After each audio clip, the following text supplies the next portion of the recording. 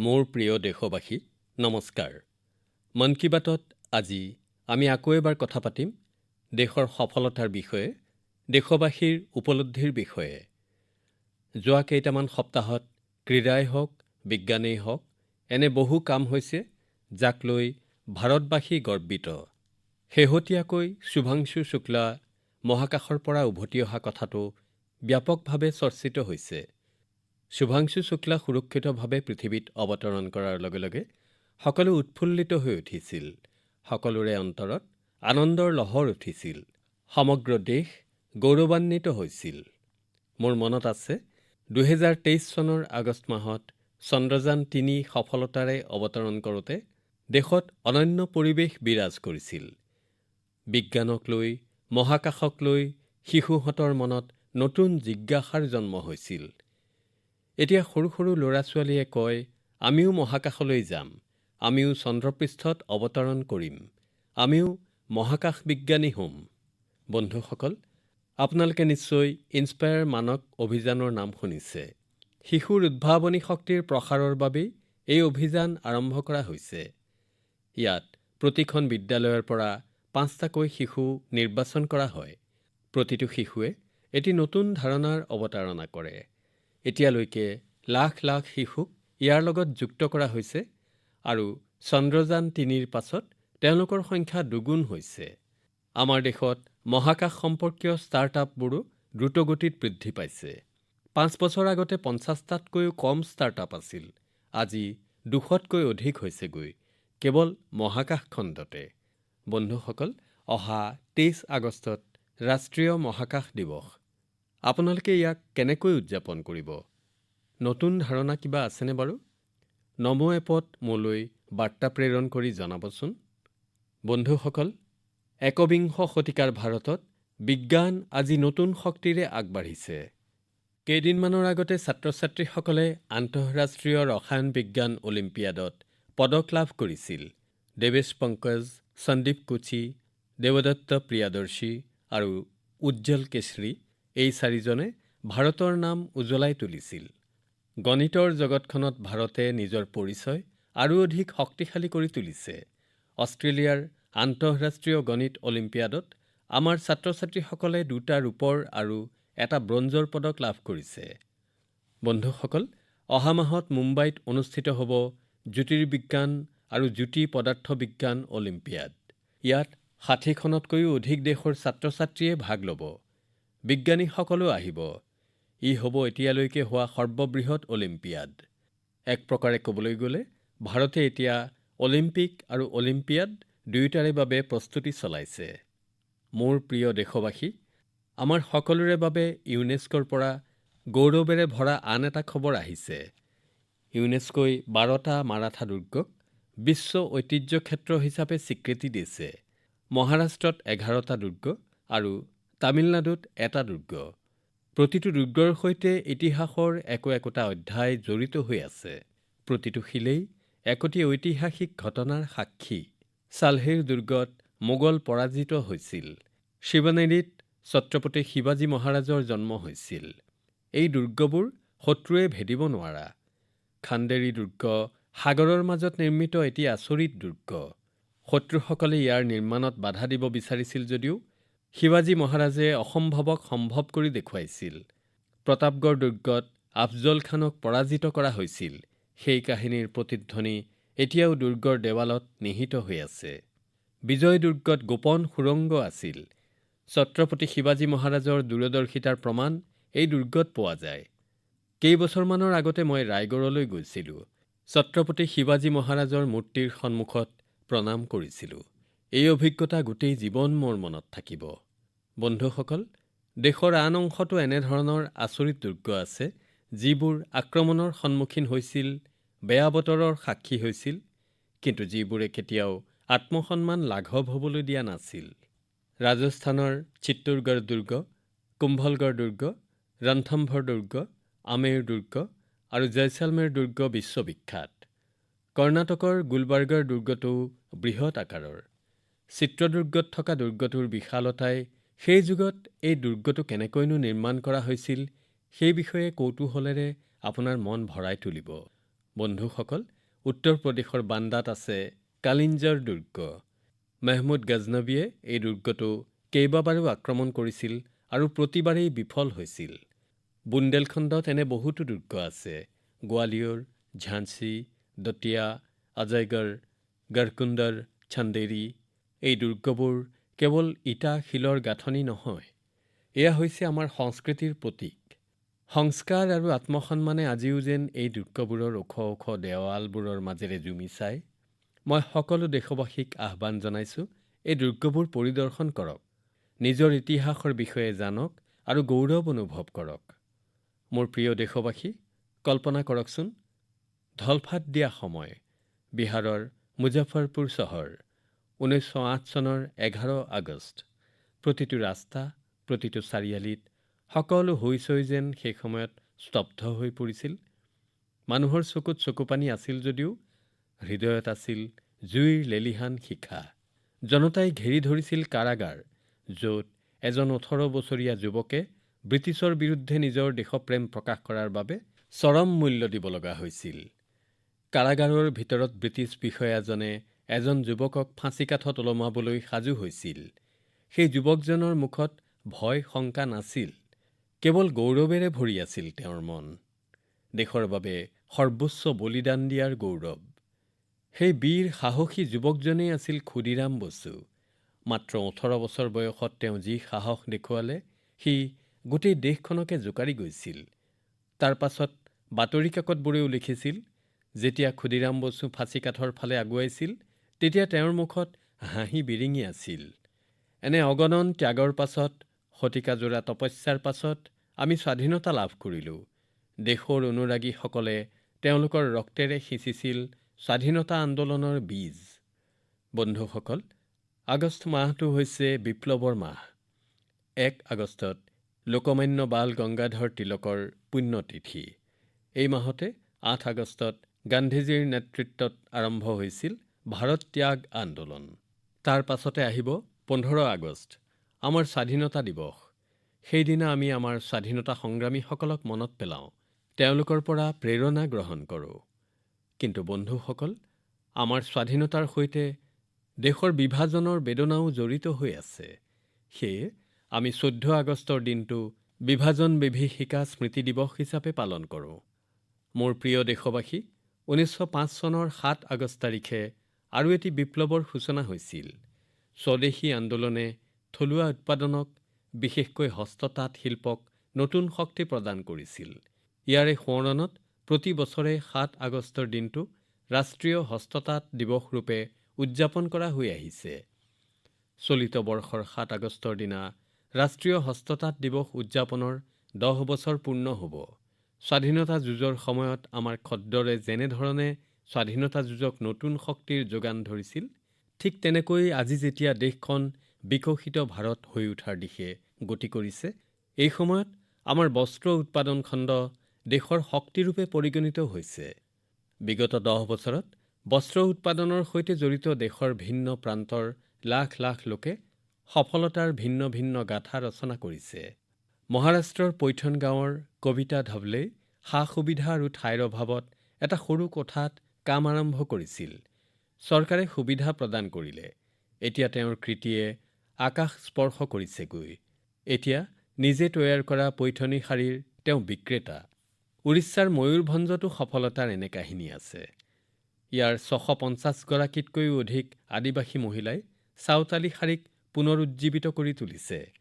এই মহিলাসকলে এতিয়া মাহিলী হাজাৰ হাজাৰ টকা উপাৰ্জন কৰিবলৈ লৈছে। তেওঁলোকে কেৱল বস্ত্ৰ উৎপাদনেই কৰা নাই, লগতে নিজৰ এটা পৰিচয়ও গঢ়ি তুলিছে। বিহাৰৰ নালন্দাৰ নবীন কুমাৰৰ অভিজ্ঞতাও অতি প্ৰেৰণাদায়ক। তেওঁৰ পৰিয়ালটো কেইবা পুৰুষ ধৰি এই কামৰ সৈতে জড়িত। কিন্তু আটাইতকৈ উৎসাহজনক কথাটো হ'ল, তেওঁলোকে এই কামত এতিয়া আধুনিক প্ৰযুক্তিৰ প্ৰয়োগ ঘটাইছে। তেওঁলোকৰ সন্তানে হস্ততাঁত প্ৰযুক্তি অধ্যয়ন কৰি এতিয়া ডাঙৰ ডাঙৰ ব্ৰেণ্ডৰ কোম্পানীত কৰ্মৰত হৈ আছে। কেৱল তেওঁলোকৰ পৰিয়ালটোৰেই এই পৰিৱৰ্তন হোৱা নাই, ওচৰ-পাজৰৰ অনেক পৰিয়ালকো এই পৰিৱৰ্তনে আগবঢ়াই নিছে। বন্ধুসকল, বস্ত্ৰ ভাৰতৰ কেৱল মাথো ঔদ্যোগিক খণ্ডই নহয়, ই আমাৰ সাংস্কৃতিক বৈচিত্ৰ্যৰো উদাহৰণ। আজি বস্ত্ৰ উদ্যোগ আৰু সাজপাৰৰ বজাৰখনৰ দ্ৰুত সম্প্ৰসাৰণ ঘটিছে। গাঁৱৰ মহিলাসকল, চহৰৰ ডিজাইনাৰ, অভিজ্ঞ বোৱনী আৰু ষ্টাৰ্টআপ আৰম্ভ কৰা আমাৰ যুৱ প্ৰজন্ম সকলোৱে সন্মিলিতভাৱে এই খণ্ডটোক আগবঢ়াই নিয়াটোৱেই সবাতোকৈ সুন্দৰ কথা। আজি ভাৰতবৰ্ষত ৩,০০০তকৈও অধিক বস্ত্ৰ ষ্টাৰ্টআপ সক্ৰিয় হৈ আছে। কোনো ষ্টাৰ্টআপে ভাৰতৰ হস্ততাঁতক বিশ্বত নতুন ৰূপত চিনাকি কৰাই দিছে। বন্ধুসকল, ২০৪৭ বিকশিত ভাৰতৰ পথ আত্মনিৰ্ভৰশীলতাৰ মাজেৰে অতিক্ৰমিত হ'বলৈ গৈ আছে আৰু আত্মনিৰ্ভৰ ভাৰতৰ সকলোতকৈ ডাঙৰ ভেটি হ'ল ভোকেল ফৰ লোকেল, স্থানীয় দ্ৰব্যৰ হকে মাত মতা। যি বস্ত্ৰ ভাৰতত তৈয়াৰী, যাক তৈয়াৰ কৰোঁতে ভাৰতীয়ৰ কপালৰ ঘাম মাটিত পৰিছে, সেয়াহে ক্ৰয় কৰক আৰু বিক্ৰী কৰক। এয়া আমাৰ সংকল্প হোৱা উচিত। মোৰ প্ৰিয় দেশবাসী, আমাৰ বৈচিত্ৰ্যৰ চিনাকি আমাৰ লোকগীত আৰু পৰম্পৰাসমূহত পৰিস্ফুট হৈ উঠে। ভজন আৰু কীৰ্তন হ'ল ইয়াৰ অংশবিশেষ। কিন্তু কীৰ্তনৰ যোগেদি বনজুইৰ প্ৰতি মানুহক সজাগ কৰাৰ কথা আপোনালোকে শুনিছেনে? হয়তো আপোনালোকে বিশ্বাস নকৰিব, ওড়িশাৰ কঞ্জৌৰ জিলাত এনে কাৰ্যই হৈ আছে। ইয়াত ৰাধাকৃষ্ণ সংকীৰ্তন মণ্ডলী নামৰ এটা দল আছে। ভক্তিৰ লগতে এই দলটোৱে এতিয়া পৰিৱেশ সংৰক্ষণৰ মন্ত্ৰও জপ কৰিবলৈ লৈছে। এই প্ৰয়াসৰ প্ৰেৰণা হ'ল প্ৰমীলা প্ৰধান মহোদয়া। বননি আৰু পৰিৱেশ ৰক্ষাৰ বাবে তেওঁ পৰম্পৰাগত গীতৰ সৈতে নতুন কথাৰে নতুন পংক্তি যোগ দিলে। দলটোৱে গাঁৱে গাঁৱে ভ্ৰমণ কৰিলে। গানৰ মাধ্যমেৰে তেওঁলোকে বনজুইৰ অপকাৰিতাৰ বিষয়ে গাঁওবাসীক বুজাবলৈ ল'লে। এই কথাটোৱেই প্ৰমাণ কৰে যে আমাৰ লোকপৰম্পৰাসমূহ পৌৰাণিক যুগৰ পৰিত্যক্ত বিষয় নহয়। বৰ্তমানেও এইবোৰৰ সমাজক বাট দেখুৱাব পৰা শক্তি বিদ্যমান। মোৰ প্ৰিয় দেশবাসী, ভাৰতৰ সংস্কৃতিৰ বৃহৎ মূল ভেটিটো হ'ল আমাৰ উৎসৱ আৰু পৰম্পৰাসমূহ। কিন্তু আমাৰ সংস্কৃতিৰ সজীৱ ৰূপটোৰ আৰু এটা দিশ আছে। সেইটো হ'ল আমাৰ বৰ্তমান আৰু আমাৰ ইতিহাসক প্ৰামাণ্য ৰূপত সংৰক্ষণ কৰি ৰখা। যুগ যুগ ধৰি আমি পাণ্ডুলিপিসমূহৰ পৰা লাভ কৰা জ্ঞানেই হ'ল আমাৰ প্ৰকৃত জ্ঞান বা শক্তি। এই প্ৰাচীন পাণ্ডুলিপিসমূহত বিজ্ঞান আছে, চিকিৎসা পদ্ধতি আছে, সংগীত আছে, দৰ্শন আছে, সৰ্বোপৰি আছে মানৱতাৰ ভৱিষ্যত উজ্জ্বল কৰিব পৰা জ্ঞান। বন্ধুসকল, এই অসাধাৰণ জ্ঞান, এই ঐতিহ্য সংৰক্ষিত কৰি ৰখা আমাৰ সকলোৰে দায়িত্ব। আমাৰ দেশত সময়ে সময়ে এনে কিছু লোকৰ জন্ম হৈছে যিসকলে এইসমূহৰ সংৰক্ষণ জীৱনৰ সাধনা বুলি গণ্য কৰিছিল। এনে এগৰাকী ব্যক্তি হৈছে তামিলনাডুৰ তাঞ্জাৱুৰৰ মণিভাৰত ডাঙৰীয়া। তেওঁ ভাবিলে, যদিহে নতুন প্ৰজন্মই তামিল পাণ্ডুলিপিসমূহ অধ্যয়ন কৰিবলৈ নিশিকে, তেন্তে কালক্ৰমত এই অমূল্য সম্পদসমূহ হেৰাই যাব। সেয়ে তেওঁ নৈশ শ্ৰেণী আৰম্ভ কৰিলে। ছাত্ৰ, চাকৰিজীৱী, যুৱক যুৱতী, গৱেষক সকলোৱে ইয়ালৈ আহি শিকিবলৈ আৰম্ভ কৰিলে। মণিভাৰত মহোদয়ে তামিল চুৱাদিয়িয়াল অৰ্থাৎ তালপাতৰ পাণ্ডুলিপি কেনেকৈ পঢ়িব পাৰি, কেনেকৈ অধ্যয়ন কৰিব লাগে, সেই বিষয়ে শিকাবলৈ ল'লে। তেওঁৰ প্ৰচেষ্টাৰ ফলতেই আজি বহুতো ছাত্ৰ এই বিষয়ত পাৰ্গত হৈ উঠিছে। কোনো ছাত্ৰই পাণ্ডুলিপিসমূহৰ আধাৰত পৰম্পৰাগত চিকিৎসা শৈলীৰ বিষয়ে গৱেষণাও আৰম্ভ কৰিছে। বন্ধুসকল, চিন্তা কৰকচোন, সমগ্ৰ দেশতে এনে প্ৰচেষ্টা লোৱা হ'লে আমাৰ পৌৰাণিক জ্ঞান কেৱল চাৰিবেৰৰ মাজতে আবদ্ধ নাথাকি এই জ্ঞান যুৱ প্ৰজন্মৰ চিন্তা চেতনাৰ অংশ হৈ পৰিলহেঁতেন। এই চিন্তাধাৰাৰ পৰা প্ৰেৰণা লাভ কৰি ভাৰত চৰকাৰে এই বছৰৰ বাজেটত এটি ঐতিহাসিক সিদ্ধান্ত গ্ৰহণ কৰিছে। সেয়া হ'ল জ্ঞান ভাৰতম মিছন। এই অভিযানত প্ৰাচীন ভাৰতীয় পাণ্ডুলিপিসমূহ ডিজিটাইজ কৰা হ'ব। তাৰ পাছত এটা নেশ্যনেল ডিজিটেল ৰিপজিটৰী বা ৰাষ্ট্ৰীয় ডিজিটেল ভাণ্ডাৰ গঠন কৰা হ'ব। বিশ্বৰ বিভিন্ন ছাত্ৰ বা অন্বেষকে এই ভাণ্ডাৰত ভাৰতৰ প্ৰাচীন জ্ঞানৰ পৰম্পৰাৰ বিষয়ে সন্ধান কৰিব পাৰিব। আপোনাসব যদি এনে কাৰ্যৰ সৈতে ইতিমধ্যে জড়িত হৈ আছে বা জড়িত হ'ব খোজে, তেন্তে মাইগভ বা সাংস্কৃতিক মন্ত্ৰালয়ৰ সৈতে যোগাযোগ কৰিব বুলি আশা কৰিলোঁ। কিয়নো এইবোৰ কেৱল প্ৰাচীন পাণ্ডুলিপিয়ে নহয়, এয়া ভাৰতৰ আত্মাৰ এনে এটি অধ্যায়, যিটো অধ্যায় আমি ভাৰতৰ ভৱিষ্যত প্ৰজন্মক পাঠ কৰাব খোজোঁ। মোৰ প্ৰিয় দেশবাসী, যদিহে আপোনালোকক প্ৰশ্ন কৰোঁ যে আপোনালোকৰ আশে-পাশে কেনেধৰণৰ চৰাই-চিৰিকটি আছে? আপোনালোকে কি উত্তৰ দিব? বোধহয় ক'ব, মইতো দৈনিক ৫-৬ বিধ চৰাই দেখা পাওঁ। কিছুমান চিনাকি, কিছুমান অচিনাকি। কিন্তু আমাৰ আশে-পাশে চৰাইৰ কি ধৰণৰ প্ৰজাতিনো আছে, সেই বিষয়ে জনাটো বৰ ভাল লগা কথা। অলপতে এনেধৰণৰ এটি প্ৰয়াস চলোৱা হ'ল। স্থান: অসমৰ কাজিৰঙা ৰাষ্ট্ৰীয় উদ্যান। এশিঙীয়া গঁড়ৰ বাবে এই ঠাই এনেও বিখ্যাত। কিন্তু এইবাৰ চৰ্চাৰ বিষয় হ'ল কাজিৰঙাৰ তৃণভূমিত বিচৰণ কৰা পক্ষীসমূহ। প্ৰথমবাৰলৈ কাজিৰঙাত তৃণভূমিৰ পক্ষী গণনা সম্পন্ন কৰা হ'ল। জানি ভাল পাব যে এই গণনাত ৪০ বিধতকৈও অধিক প্ৰজাতিৰ চৰাই চিনাক্ত কৰা হ'ল। ইয়াৰ ভিতৰত কিছুমান দুৰ্লভ প্ৰজাতিৰ চৰাইও আছে। আপোনালোকে নিশ্চয় ভাবিছে, ইমানবোৰ চৰাই কেনেকৈ চিনাক্ত কৰা হ'ল? এই ক্ষেত্ৰত প্ৰযুক্তিয়ে চমৎকাৰ কৰি দেখুৱালে। গণনাকাৰী দলটোৱে পক্ষীৰ মাত বাণীবদ্ধ কৰা যন্ত্ৰ স্থাপন কৰিলে। কম্পিউটাৰৰ সহায়ত সেই মাতবোৰ বিশ্লেষণ কৰা হ'ল। কৃত্ৰিম বুদ্ধিমত্তাৰ প্ৰয়োগ ঘটোৱা হ'ল। কেৱল মাত চিনাক্তকৰণৰ যোগেদিয়ে পক্ষীসৱক আমনি নকৰাকৈ পক্ষী চিনাক্তকৰণো হৈ গ'ল। ভাবি চাওকচোন, প্ৰযুক্তি আৰু সংবেদনশীলতা যেতিয়া একেলগ হয়, তেতিয়া প্ৰকৃতিক জানি উঠাটো কিমান সহজ হৈ পৰে। আমি এনে প্ৰয়াসক সততে উৎসাহ যোগাব লাগে, যাতে আমি আমাৰ জীৱবৈচিত্ৰ্যক চিনি পাব পাৰোঁ, লগতে ভৱিষ্যত প্ৰজন্মক এনেধৰণৰ কাম-কাজত জড়িত কৰাব পাৰোঁ। মোৰ প্ৰিয় দেশবাসী, কেতিয়াবা অধিক তমসাচ্ছন্ন হৈ থকা ঠাইতেই জ্যোতিৰ প্ৰকাশ হয়। তেনে এটি উদাহৰণ হৈছে ঝাৰখণ্ডৰ গুমল জিলা। এটা সময়ত এই অঞ্চলটো মাওবাদী হিংসাৰ বাবে কুখ্যাত আছিল। বাছিয়া উন্নয়ন খণ্ডৰ অধীনৰ গাঁওসমূহ পৰিত্যক্ত হৈ পৰিছিল। যি কেইজনমান আছিল, তেওঁলোকো ত্ৰাসিত হৈ থাকিবলগীয়া হৈছিল। জীৱিকাৰ সম্বল নাইকিয়া হৈ পৰিছিল। খেতিপথাৰসমূহ শস্যবিহীন হৈ পৰিছিল। ডেকাহঁত পলায়ন কৰিবলৈ বাধ্য হৈছিল। কিন্তু লাহে লাহে পৰিৱৰ্তনৰ এটা অত্যন্ত শান্ত আৰম্ভণি হ'বলৈ ধৰিলে। ওম প্ৰকাশ চাহু নামৰ এজন যুৱকে হিংসাৰ পথ এৰি মৎস্য পালন কৰিবলৈ ল'লে আৰু বন্ধুবৰ্গকো এনে স্বাৱলম্বন কাৰ্যৰ প্ৰতি প্ৰেৰণা যোগাবলৈ ধৰিলে।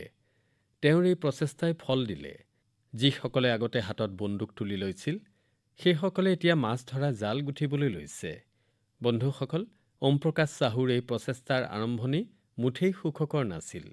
বিৰোধিতা হৈছিল, ভাবুকিও আহিছিল। কিন্তু তেওঁৰ মনৰ সংকল্প দৃঢ় আছিল। যেতিয়া প্ৰধানমন্ত্ৰী মৎস্য সম্পদ আঁচনিখন আহিল, তেওঁ শক্তিমন্ত হৈ পৰিল। চৰকাৰী প্ৰশিক্ষণ লৈ তেওঁ চৰকাৰী সাহায্যত মৎস্য পালনৰ বাবে পুখুৰী নিৰ্মাণ কৰিলে আৰু চাওঁতে চাওঁতে গুমলাত মৎস্য বিপ্লৱৰ সূত্ৰপাত ঘটিল। এতিয়া বাছিয়া ব্লকৰ ১৫০তকৈও অধিক পৰিয়াল মৎস্য পালনৰ সৈতে জড়িত হৈ পৰিছে। ইয়াত এনে কোনো ব্যক্তিও জড়িত হৈ আছে যি নক্সাল সংগঠনৰ সক্ৰিয় সদস্য আছিল, কিন্তু এতিয়া স্বাভাৱিক জীৱন যাপন কৰি সন্মান সহকাৰে গাঁৱতেই আছে আৰু আনকো জীৱিকাৰ সন্ধান দিছে। গুমলা গাঁৱৰ এই যাত্ৰাই আমাক শিকনি দিয়ে, যদি সঠিক পথেৰে আগুৱাই যোৱা যায় আৰু মনৰ বিশ্বাস দৃঢ় হয়, তেন্তে কঠিন পৰিস্থিতিটো উন্নয়নৰ বন্তি প্ৰজ্বলিত হ'ব পাৰে। মোৰ প্ৰিয় দেশবাসী, আপোনালোকে জানেনে, অলিম্পিকৰ পাছতেই বৃহৎ ক্ৰীড়া সমাৰোহ বাৰু কি হ'ব পাৰে? ইয়াৰ উত্তৰ world police and fire games.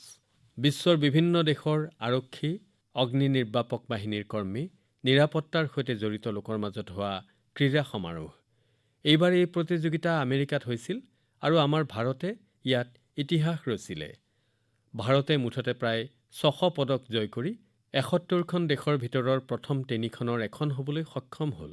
সেইসকল ইউনিফৰ্ম পৰিহিত লোকৰ পৰিশ্ৰমে সফলতা লভিবলৈ সক্ষম হ'ল, যিসকল দিনে নিশাই কৰ্তব্য সম্পাদন কৰি দেশসেৱাত ব্ৰতী হৈ থাকে। এইসকল সতীৰ্থ এতিয়া খেলপথাৰতো দেশৰ পতাকা সগৌৰৱেৰে উৰুৱাবলৈ সমৰ্থবান হৈছে।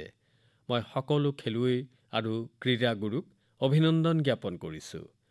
অৱশ্যে আপোনালোকে এই কথা জানিও সুখী হ'ব যে এই সমাৰোহ ২০২৯ চনত আমাৰ দেশত আয়োজন কৰা হৈছে। বিশ্বৰ বিভিন্ন দেশৰ খেলুৱৈ আমাৰ দেশলৈ আহিব। আমি তেওঁলোকক আমাৰ দেশৰ ঐতিহ্যপূৰ্ণ আতিথ্য আৰু আমাৰ ক্ৰীড়া সংস্কৃতিৰ সৈতে পৰিচয় কৰোৱাম। বন্ধুসকল, যোৱা কেইদিনমানত মোলৈ কেইবাগৰাকীও যুৱ খেলুৱৈ আৰু তেওঁলোকৰ অভিভাৱক তথা পিতৃ-মাতৃৰ পৰা বাৰ্তা আহিছে। এই বাৰ্তাবিলাকৰ বেছিভাগতে খেলো ভাৰত ২০২৫ নীতিৰ ব্যাপক প্ৰশংসা বিদ্যমান। এই ক্ৰীড়া নীতিৰ উদ্দেশ্য একেবাৰে পৰিষ্কাৰ। ভাৰতবৰ্ষক সৰ্বশ্ৰেষ্ঠ ক্ৰীড়া শক্তিৰূপে গঢ়ি তুলিব লাগে। গাঁও, দৰিদ্ৰ নাগৰিক আৰু কন্যাসকলক এই নীতিত প্ৰাথমিকতা দিয়া হৈছে। বিদ্যালয় মহাবিদ্যালয়সমূহে এতিয়া খেলক দৈনন্দিন জীৱনৰ অংগ কৰি তুলিব। খেলৰ সৈতে জড়িত ষ্টাৰ্টআপ, সেয়া স্পৰ্টছ মেনেজমেণ্ট বা স্পৰ্টছ মেনুফেকচাৰিং যিহৰ সৈতেই জড়িত নহওক কিয়, সকলো প্ৰকাৰে সেইবিলাকক সহায় কৰা হ'ব। ভাবি চাওকচোন, যেতিয়া দেশৰ যুৱক যুৱতীয়ে দেশতেই নিৰ্মিত ৰেকেট, বেট আৰু বলেৰে খেলিবলৈ ল'ব, আমাৰ আত্মনিৰ্ভৰশীলতাৰ অভিযানে কিমান ডাঙৰ শক্তি পাব। বন্ধুসকল, খেল-ধেমালিয়ে দলীয় একতাৰ জন্ম দিয়ে। ই হৈছে সামৰ্থ্য, আত্মবিশ্বাস আৰু এখন শক্তিশালী ভাৰত নিৰ্মাণৰ পথ। সেইবাবেই কওঁ, খেলি থাকক আৰু বিকশিত হওক। মোৰ প্ৰিয় দেশবাসী, কেতিয়াবা কোনো লোকৰ বাবে কিছুমান কাম অসম্ভৱ যেন লাগে। ভাবে, হ'ব জানো? কিন্তু যেতিয়া দেশৰ সকলোৱে একেধৰণে চিন্তা কৰিবলৈ লয়, তেতিয়া অসম্ভৱো সম্ভৱ হৈ পৰে। স্বচ্ছ ভাৰত অভিযান ইয়াৰ এটা উৎকৃষ্ট উদাহৰণ। খুব সোনকালেই এই অভিযানে 11 বছৰ পূৰ্ণ কৰিব। কিন্তু ইয়াৰ শক্তি আৰু ইয়াৰ প্ৰয়োজন এতিয়াও আগৰ দৰেই বিৰাজমান। মানুহে এই অভিযানক নিজৰ দায়িত্ব আৰু কৰ্তব্য বুলি ভাবে। এয়াইতো জনতাৰ প্ৰকৃত অংশগ্ৰহণ। বন্ধুসকল, প্ৰতি বছৰে হোৱা পৰিচ্ছন্নতা পৰ্যবেক্ষণে এই ভাৱনাক বঢ়াই তোলে।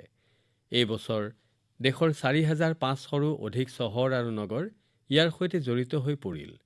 15 কোটিতকৈও অধিক লোকে ইয়াত অংশগ্ৰহণ কৰিলে। এয়া সৰু সংখ্যা নহয়, এয়া হৈছে পৰিচ্ছন্ন ভাৰতৰ আহ্বান। বন্ধুসকল, পৰিচ্ছন্নতাৰ ক্ষেত্ৰত আমাৰ চহৰ নগৰসমূহে নিজৰ পৰিৱেশ আৰু প্ৰয়োজন অনুসৰি পৃথক ধৰণে কাম কৰি আছে। ইয়াৰ প্ৰভাৱ কেৱল সেই অঞ্চলসমূহতেই সীমাবদ্ধ হৈ থকা নাই, বৰঞ্চ সমগ্ৰ দেশেই এই পদ্ধতিবোৰ আঁকোৱালি লৈছে। উত্তৰাখণ্ডৰ কীৰ্তিনগৰৰ বাসিন্দাসকলে পাহাৰ অঞ্চলত জাবৰ নিষ্কাশনৰ নতুন উদাহৰণ দাঙি ধৰিছে। এনেকৈয়ে মাংগালোৰত প্ৰযুক্তি প্ৰয়োগ কৰি জৈৱ জাবৰ নিষ্কাশনৰ কাম কৰি থকা হৈছে। অৰুণাচলৰ এখন সৰু নগৰ ৰোয়িং। এটা সময়ত এই ঠাইৰ লোকৰ সুস্বাস্থ্যৰ ক্ষেত্ৰত জাবৰ নিষ্কাশন ডাঙৰ প্ৰত্যাহ্বান আছিল। পিছে ইয়াৰ বাসিন্দাসকলে দায়িত্বপূৰ্ণভাৱে কাম কৰিলে। গ্ৰীণ ৰোয়িং ইনিচিয়েটিভ আৰম্ভ হ'ল আৰু পাছত পুনৰ ব্যৱহাৰযোগ্য আৱৰ্জনাৰে এখন সম্পূৰ্ণ উদ্যানেই নিৰ্মাণ কৰি উলিওৱা হ'ল। এনেকৈয়ে কাৰাৰ বিজয়ৱাড়াত জল ব্যৱস্থাপনাৰ কেইবাটাও নতুন উদাহৰণ দেখা পোৱা গ'ল। আহমেদাবাদত ৰিভাৰ ফ্ৰণ্টৰ পৰিচ্ছন্নতাই সকলোৰে দৃষ্টি আকৰ্ষণ কৰিছে। বন্ধুসকল, ভূপালত এটা সংস্থা আছে যাৰ নাম ইতিবাচক চিন্তা। এই সংস্থাৰ সদস্য 200 গৰাকী মহিলা। তেওঁলোকে কেৱল চাফ-চিকুণেই নকৰে, চিন্তাধাৰাও সলনি কৰে। একেলগে মিলি চহৰৰ 17খন উদ্যানৰ পৰিষ্কাৰকৰণ, ঠেলাৰে বস্ত্ৰ বিতৰণ, এই সকলো কামেই একোটা বাৰ্তা বহন কৰে। এনেকুৱা প্ৰচেষ্টাৰ বাবেই পৰিচ্ছন্নতাৰ নিৰীক্ষণত ভূপালৰ স্থান বহু আগলৈ যাবলৈ সক্ষম হৈছে। লক্ষ্ণৌৰ গোমতী নদী দলটোৰ কথাও উল্লেখ কৰা জৰুৰী। যোৱা 10 বছৰ ধৰি প্ৰতি দেওবাৰে বিশ্ৰামবিহীনভাৱে তেওঁলোকে চাফ-চিকুণ কৰি আহিছে। ছত্তীশগড়ৰ বিলহাৰ উদাহৰণো উৎকৃষ্ট। ইয়াৰ মহিলাসকলক আৱৰ্জনা প্ৰবন্ধনৰ প্ৰশিক্ষণ দিয়া হৈছিল। তেওঁলোকে সকলোৱে মিলি গোটেই চহৰখনৰ ছবিয়ে সলনি কৰি পেলালে। গোৱাৰ পানাজী চহৰৰ উদাহৰণো প্ৰেৰণাদায়ক। ইয়াত আৱৰ্জনাসমূহক 16টা ভাগত বিভক্ত কৰা হয়। ইয়াৰ নেতৃত্বও মহিলাই কৰে। পানাজীয়েতো ৰাষ্ট্ৰপতি পুৰস্কাৰ লাভ কৰিবলৈও সক্ষম হৈছে। বন্ধুসকল, পৰিচ্ছন্নতা কেৱল এটা সময়ৰ বা এটা দিনৰ কাম নহয়। যদিহে আমি বছৰৰ প্ৰতিটো দিনৰ প্ৰতিটো পলতেই পৰিষ্কাৰ পৰিচ্ছন্নতাক গুৰুত্ব দিবলৈ লওঁ, তেতিয়াহে দেশ পৰিষ্কাৰ হৈ থাকিব। বন্ধুসকল, শাওনৰ বৰ্ষণমুখৰ পৰিৱেশত দেশ পুনৰ এবাৰ উৎসৱেৰে সজ্জিত হ'বলৈ ওলাইছে। আজি হৰিয়ালি তীজ। অলপতে পালন কৰা হ'ব নাগ পঞ্চমী আৰু ৰাখী বন্ধন। পুনৰ জন্মাষ্টমী, মানে আমাৰ দুষ্ট কানাইৰ জন্মদিনৰ উৎসৱ। এই সকলোবোৰ উৎসৱ পাৰ্বণ আমাৰ অন্তৰৰ ভাৱনাৰ সৈতে জড়িত। এইবিলাকে আমাক প্ৰকৃতিৰ সৈতে বান্ধ খোৱাৰ আৰু প্ৰাকৃতিক ভাৰসাম্য ৰক্ষা কৰাৰ বাৰ্তাও বহন কৰি আনে। আপোনালোক সকলোকে এই পবিত্ৰ উৎসৱ পাৰ্বণসমূহৰ শুভকামনা জনাইছোঁ। মোৰ প্ৰিয় বন্ধুসকল, আপোনালোকৰ চিন্তা চৰ্চা আৰু অভিজ্ঞতাৰ কথা মোক জনাই থাকিব। অহা মাহত দেশবাসীৰ নতুন উপলব্ধি আৰু প্ৰেৰণাৰ কথা ক'বলৈ পুনৰ লগ পাম। কুশলে থাকক। বহুত ধন্যবাদ।